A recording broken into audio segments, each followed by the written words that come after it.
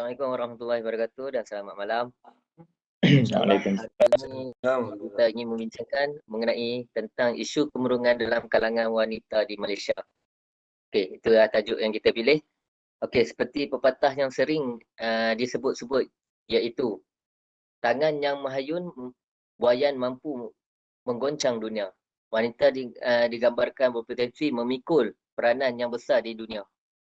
Seperti yang diketahui umum, wanita memikul tanggungjawab sebagai isteri, ibu, penjaga, ahli keluarga dan ni sebagainya. Yang seperti kita tahulah, wanita ni memang satu-satunya ibu dan penjaga untuk anak-anak lah yang dah berumah tangga kan, dan menjadi tonggak. Kalau dalam tempat kerja tu adalah tonggak utama lah selain daripada ni lah kaum lelaki kan. Seperti kita tahu kan, wanita juga mempunyai kejaya. Dan dekat sini kita tahu kesihatan mental yang baik sangat penting bagi wanita kerana ianya boleh memberi kesan ke atas diri mereka serta orang di sekeliling mereka. Apabila wanita mengalami masalah kesihatan mental, kemampuan menjalankan tanggungjawab juga terjejas lah. Seperti kita tahu terjejas sebagai contoh apabila seorang wanita dilanda kemurungan, fikiran negatif dari kemurungan boleh menyebabkan mereka membuat keputusan yang tidak bijak lah. Memilih pemakanan atau cara penjagaan anak-anak yang boleh terjejas lah. Daripada pemikiran negatif dia tu, boleh terjejas kat ni lah. Dia boleh lepas kat anak-anak lah. Okey, objektif tajuk yang dipilih adalah untuk mengupas isu-isu yang berkaitan kemurungan dalam kalangan wanita lah di Malaysia. Selain itu, faktor bagi menyumbang isu kemurungan dalam kalangan wanita juga akan dibongkar dan seterusnya menerangkan kesan-kesan berkaitan isu kemurungan dalam kalangan wanita di Malaysia. Okey, kita nak beralih kepada panel pertama. Pada masa kini, terdapat banyak isu mengenai kemurungan saban hari. Kita mendengar kes-kes berkaitan. Okey, pada pandangan Encik Azrin, apakah isu-isu utama berkaitan kemurungan dalam kalangan wanita di Malaysia? Boleh Encik Azrin jelaskan? Terima kasih kepada Encik Shimeh di atas soalan yang diajukan. Isu kemurungan pada masa kini kita dapat lihat berada pada tahap yang membimbangkan, terutamanya pada golongan wanita lah di negara ini. Terdapat 3 isu yang boleh saya kongsikan pada malam ini. Yang pertama, wanita pada zaman kini perlu memainkan peranan mereka menjangkau jauh dari ketetapan tradisi masyarakat zaman dahulu. Wanita bukan sahaja masih perlu memainkan peranan sebagai seorang isteri, ibu dan pengurus rumah tangga. Kini mereka juga perlu memikul tanggungjawab bersama dalam mencari rezeki, membantu perbelanjaan isi rumah. Kalau kita perasan, perkara ni tambahan di bandar-bandar besar lah. Ramai wanita yang workaholic. Dia bekerja daripada 9 pagi sampai ke 9 malam. Tambah pula yang sudah berkeluarga, perkara-perkara macam ni lah yang menjadikan kemurungan di kalangan mereka. Selain itu, tekanan di tempat kerja juga menjadi salah satu isu yang boleh kita kaitkan dalam perkara ini. Masalah yang dihadapi bersama pasangan dan anak-anak di rumah juga menjadi isu utama kemurungan di kalangan wanita. Maybe di tempat kerja dia kena marah dengan bos, dia penat, lepas tu dia balik rumah, dia ada isu dengan pasangan dia, anak-anak buat perangai. Benda-benda ni lah yang akan menambahkan lagi dia punya kemurungan ni lah. Akhir sekali, wujud stigma di kalangan masyarakat kita mengenai isu kemurungan. Seringkali masyarakat menganggap mereka yang mengalami kemurungan itu mereka yang hanya mahu mencari publicity ataupun hanya mahu meraih simpati. Sekaligus pesakit ni dia takut untuk berkongsi masalah yang dia hadapi. Itulah antara isu-isu yang menjadi pendorong kemurungan di kalangan wanita di negara ini. Terima kasih, Shimeh. Okay, terima kasih Encik Azrin atas penerangan yang jelas tentang isu terkini kemurungan dalam kalangan wanita di Malaysia. Seterusnya, kita beralih ke panel yang kedua, iaitu Encik Amirul. Okey, Encik Amirul, berkaitan isu-isu yang disebut oleh Encik Azrin sebentar tadi, boleh Encik Amirul terangkan dengan ringkas mengenai kesan terhadap isu kemurungan dalam kalangan wanita di Malaysia. Silakan Cik Amirul. Okey, Assalamualaikum semua. Terima kasih kepada Encik Shimeh. Okey, saya nak kongsikan sedikit kesan-kesan kemurungan dalam kalangan wanita dekat Malaysia ni. Caranya yang pertama adalah insomnia. Okay, insomnia ni adalah wanita tersebut akan menghidap penyakit insomnia iaitu masalah ketidakupayaan untuk tidur pada waktu malam. Pengidap insomnia seringkali akan menghadapi masalah keletihan pada siang hari. Okay, itu yang kedua. Mudah dan cepat berasa marah. Dia agresif lah, tingkah laku dia berubah. Jadi macam lebih agresif. Emosi dia tak stabil. Contoh, wanita tersebut akan mudah merasa marah dan tidak sabar dalam membuat keputusan yang boleh menggugatkan keselamatan masyarakat.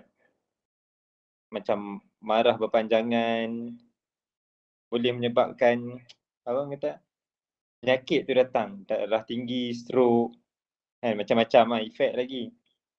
Okey, kalau nak tahu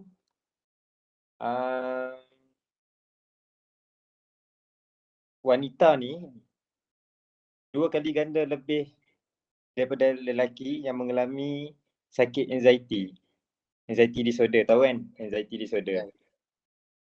Okey, yang terakhir adalah suka untuk fokus. Wanita tersebut dia suka untuk fokus di tempat kerja ataupun boleh menjejaskan prestasi tempat kerja, dekat rumah, dia efek.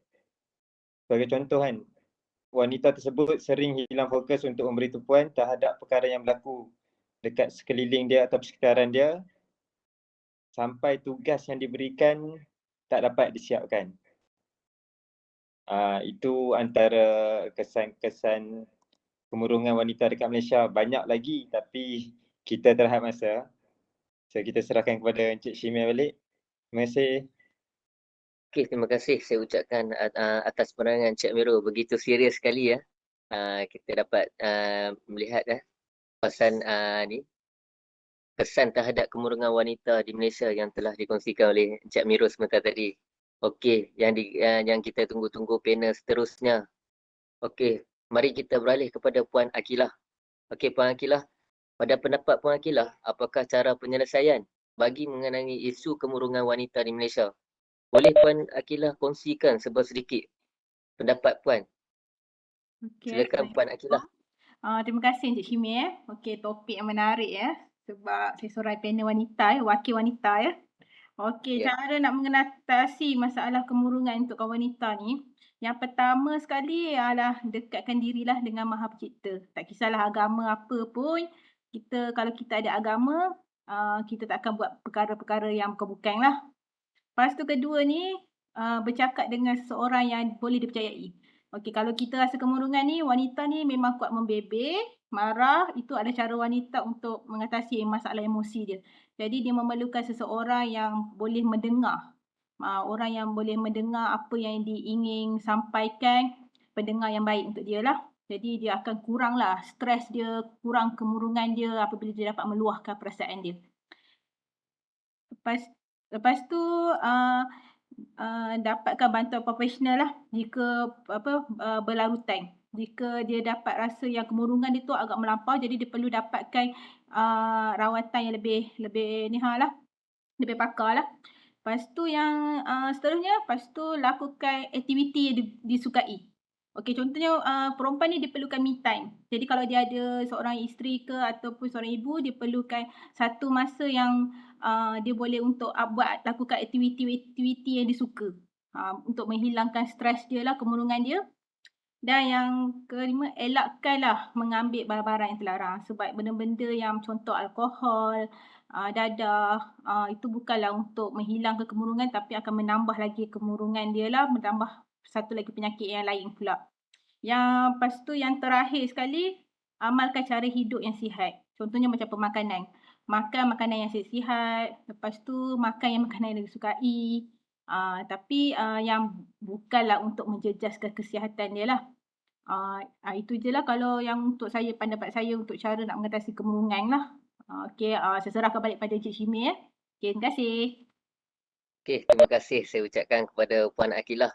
Satu-satunya panel wakil wanita begitu semangat sekali dengan topik kita pada hari ini memang kena dengan ni lah panel ni wanita kita dengan cara penyelesaian bagi mengenai isu kemurungan lah.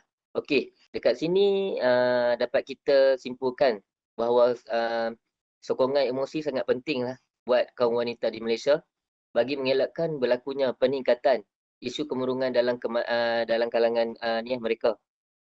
Kaum wanita tidak seharusnya memendam perasaan sendirian dan sepatutnya meluahkan apa jua yang mereka rasa supaya mereka tidak merasa terlalu tertekan. Okey, daripada apa-apa yang panel tiga-tiga panel kita ni, itulah kesimpulan yang dapat kita buatkan lah. Okey, sampai di sini saja perbincangan kita pada hari ini. InsyaAllah kita akan berjumpa lagi dengan topik-topik yang hangat lagi. Sampai di sini dulu. Terima kasih kepada semua panel-panel. Saya ucapkan. Okey, terima kasih kerana menjemput kami. Billahi taufiq wa hidayah. Assalamualaikum warahmatullahi wabarakatuh. Waalaikumsalam. Waalaikumsalam.